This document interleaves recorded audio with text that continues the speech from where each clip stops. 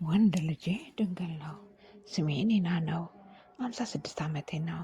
የምኖረው ጸጥ ያለ ቦታ ነው። ከተማ ውስጥ የመጽሐፍት ቤት አለኝ። ስራዬ በጣም ወደዋለሁ። መጽሐፍቶች ለእኔ ልዩ ናቸው። ጊዜን የማጠፋው በማንበብና ከስተመርን በመርዳት አዳዲስ ታሪኮችንም አውቃለሁ። ህይወቴ የተረጋጋ ነው። ቀለል ያለ አንድ ነገር ግራ ይገባኛል በየቀኑ። ይህ ነገር ስለ ልጄ ነው። ቤን 27 ዓመቱ ነው። በጣም ጥሩ ሰው ነው። ስማርት ነው። ወንዳ ወንድ ነው።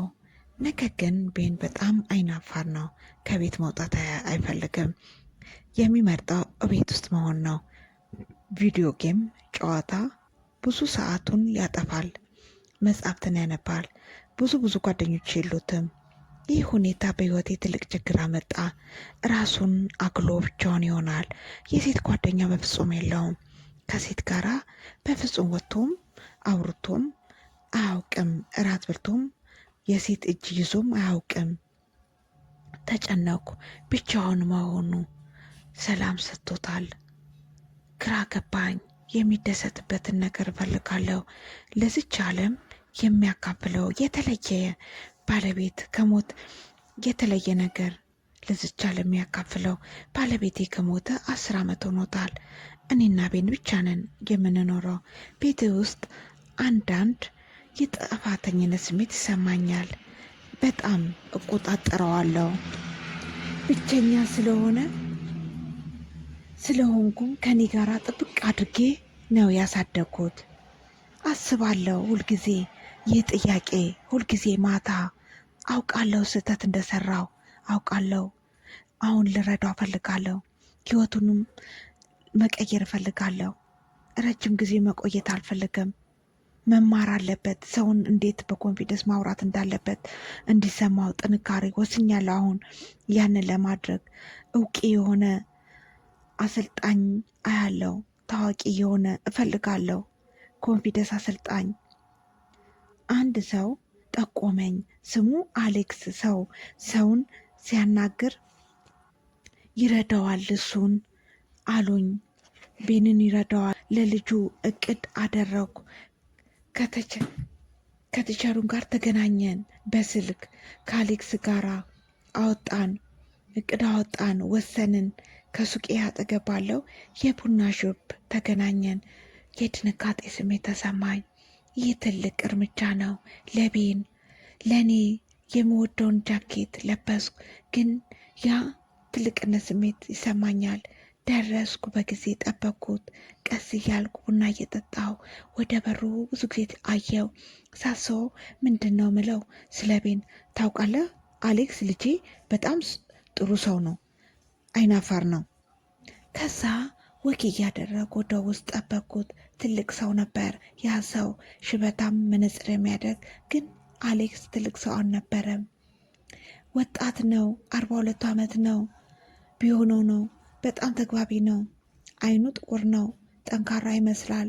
ንጹህ ሰማያዊ ሰፊ ቲሸርት ለብሰዋል። ድንገት ደነገጥኩ። እጁን ጠረጴዛው ላይ አደረግኩ። ያልተጣራ ነገር ተሰማኝ። ቅስቃሴ ተሰማኝ። ያረጀ ልብስ ፈገግ እያለ ወደ ጠረጴዛዬ መጣ። ሲስቅ ድንጋጤ ፈጠረብኝ። ወዲያው ሜሲኒና አለ። ድምፁ ለስለስ ያለና ውስጥ የሚገባ ነበረ። ድምፁ ኮንፊደንስ አለው። ነገርኩት ስለ ቤን፣ አስረዳሁት ስለ ቤን። 27 ዓመቱ ነው። ያፍራል። በደንብ ሰማኝ። አሌክስ ምንም ነገር አልጻፈም።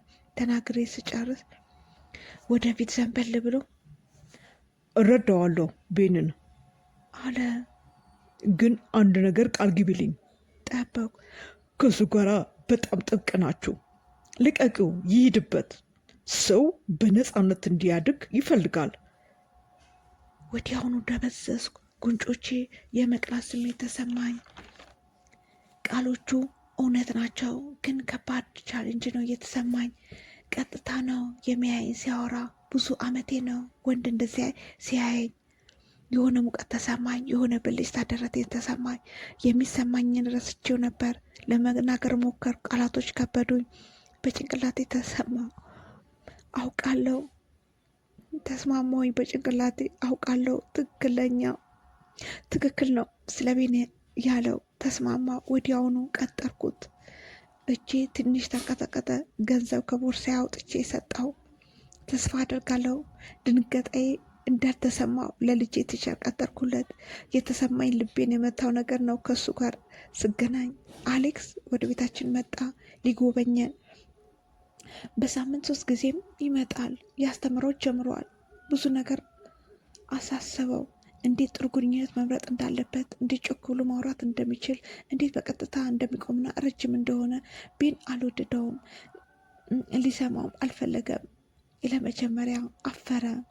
በጣም ከባድ ስራ ነበር፣ ግን ቀስ ቀስ እያለ ቤን ጀመረ። ዘወትር ፈገግ እያለ ነው። ትከሾቹ ወደ ኋላ እየመለሰው ነው። ሲያይ ጠንካራ ነው። ሰዎችን እንዴት እንደሚታዩ ጀመረ። በሱ ተደሰትኩኝ። ተደናግጬም ነበረ ስለመቀየሩም። ሁልጊዜ ማድ ቤት ጠብቀዋለሁ። ሻይ እየሰራው ወይም እያጸዳው እረዳዋለሁ። እየሞከርኩ ነው ጸጥ ለማለት፣ ትኩረት እንዳያደርግ ከአሌክስ ጋር ላለመታየት እየሞከርኩ ነው፣ ግን ከባድ ነው ለመተው። አሌክስ ስለሱ ተሰማኝ። በሚቀጥለው ክፍል ጠንካራ ነበር። አንድ ቀን ማክሰኞ ጨረሰ በጊዜ። ቤን ወደ ክፍሉ ሄደ ልብሱን ሊቀያየር። አሌክስ ውክ እያደረገ ወደ ማድ ቤት መጣ። ብርጭቆ ውሃ ፈልጎ ቁጭ አለ። ቤቱ ጸጥ አለ። ተመለከተኝ። አልጠራኝም። ሚስ ብሎ ኒና ብሎ ጠራኝ። የምታደርጊው ጥሩ ነው። ጥሩ ስራ ነው እየሰራሽ ያለው። ትሁት ነሽ።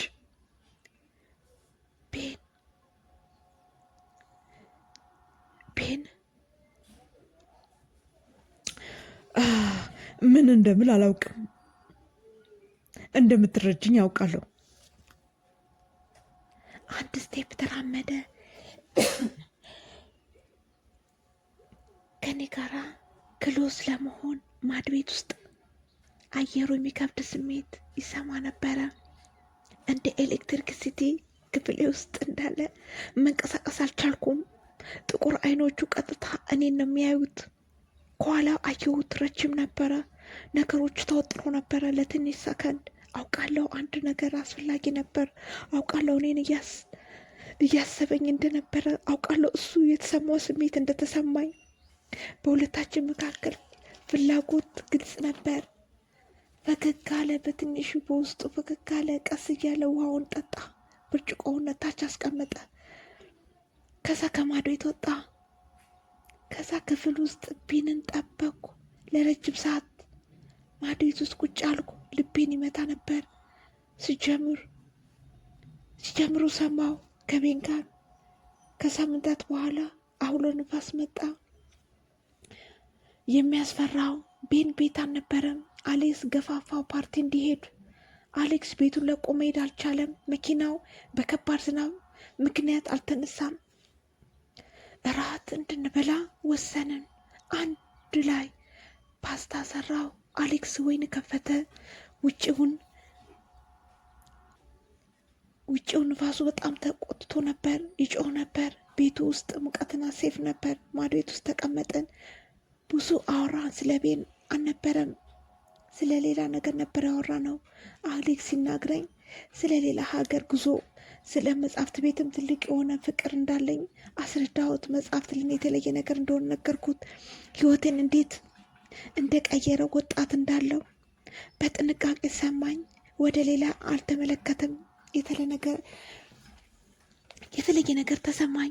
ወጣትነት ተሰማኝ። እንደገና ትልቅ ሴት መሆኔ አልተሰማኝም።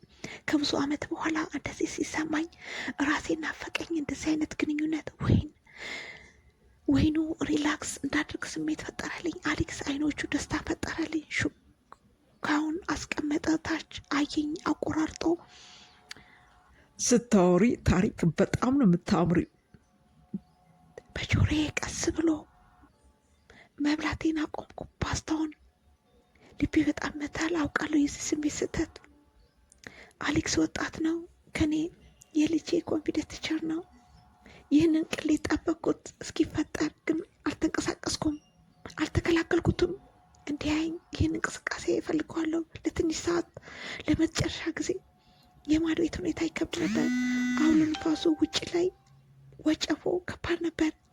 እቤቱ ውስጥ ጸጥ ብለና ዝናቡ መስኮቱን ይመታዋል። እራታችንን ጨረስን። ወደ ሳሎን ሄድን። በተከታታይ መብረቅ ቤቱን ይንቀጠቅጠዋል።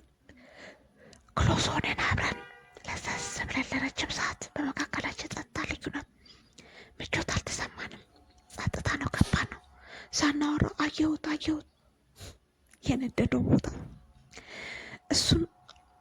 እሱን አላየሁትም። እኔን ነው የሚያየው። ልቤ መታ ቀስ እያለ። ጠንካራ ፍላጎት ነበረ በእኔ በኩል። እንደ 20 ዓመት ልጅ አይነት ስሜት ደስተኛ ነበርኩ። ነገር ግን ደግሞ ፈርቼ ነበር። አሌክስ እጁን አወጣው። ይሞቅ ነበረ፣ ይሸክር ነበር። በትንሹ ነካኝ እጁን። በጥንቃቄ አልተንቀሳቀስኩም። ትንፋሽን ያዝኩ በውስጤ። ወደ እኔ ተጠጋው።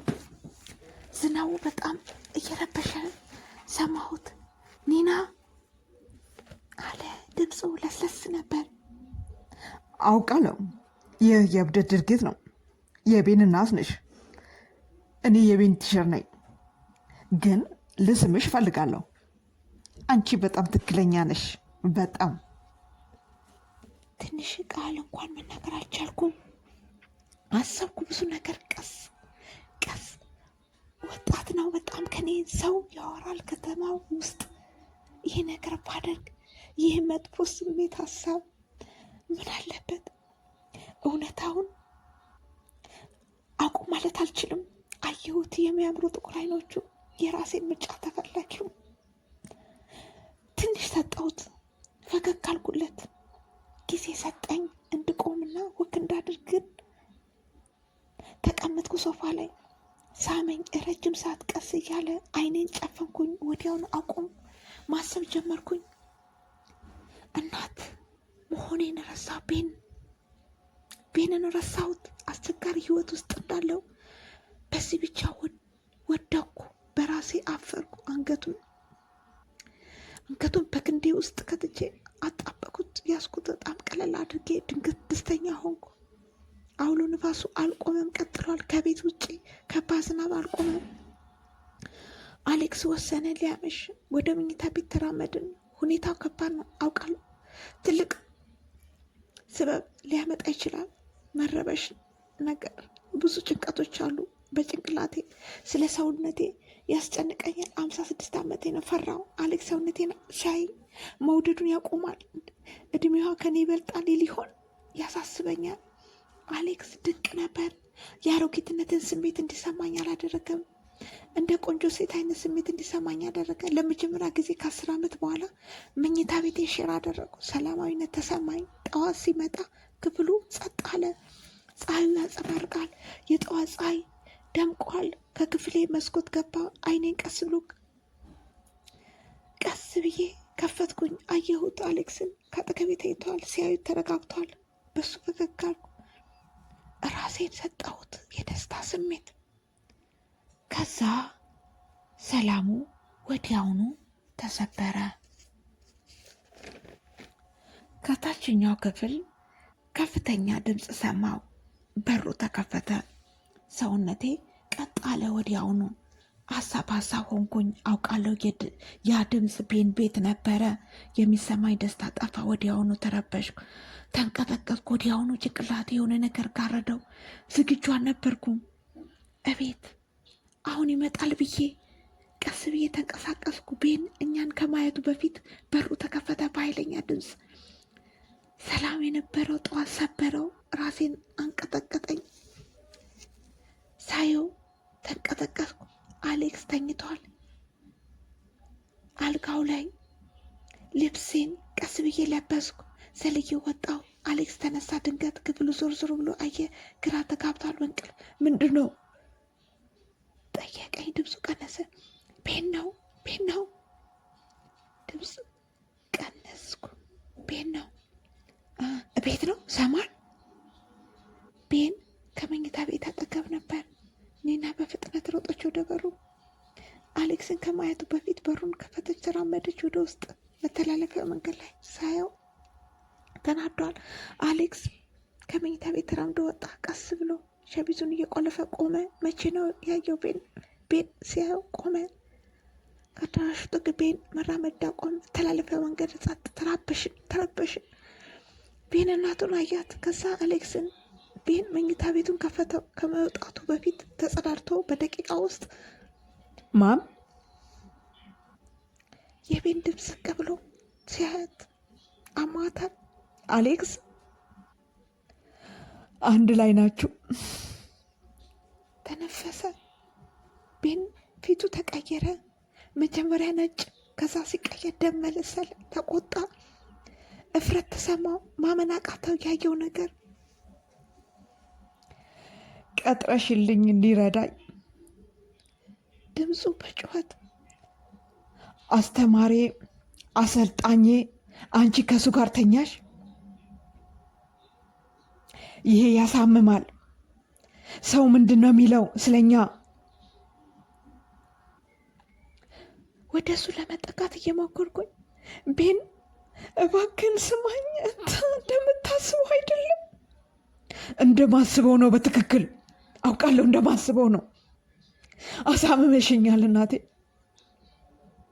እንደዚህ አልጠበኩሽም ነበር እናቴ። ቤን ጮኸ። ተመልሶ ቀስ ብሎ ወደ አዳራሹ ሮጠ። የራሱ ክፍል ውስጥ ገባ። በሩን ወርውሮ ዘጋ። ድምፁ ይረብሻል። አፈርኩኝ። ልጄን አሳመምኩት። ሳየው አሌክስ ሲያየኝ አዝኛለሁ፣ ተረብሻለሁ። አሌክስ ግዴታ መሄድ አለብህ። እባክህን እርዳኝ፣ እባክህን አሁኑን ውጣልኝ ከፊት። አሌክስ ተረዳኝ። አልተከራከረኝም። ጃኬቱን እሺ አስወጣሁት። ከማድ ቤት በኩል ቀስ ብዬ ብቻዬ አዳራሽ ውስጥ የመወገድና የፍረት ስሜት ተሰማኝ። ቀስ እያልኩ ተንሸራተርኩ። ወደ ታች ተቀመጥኩኝ።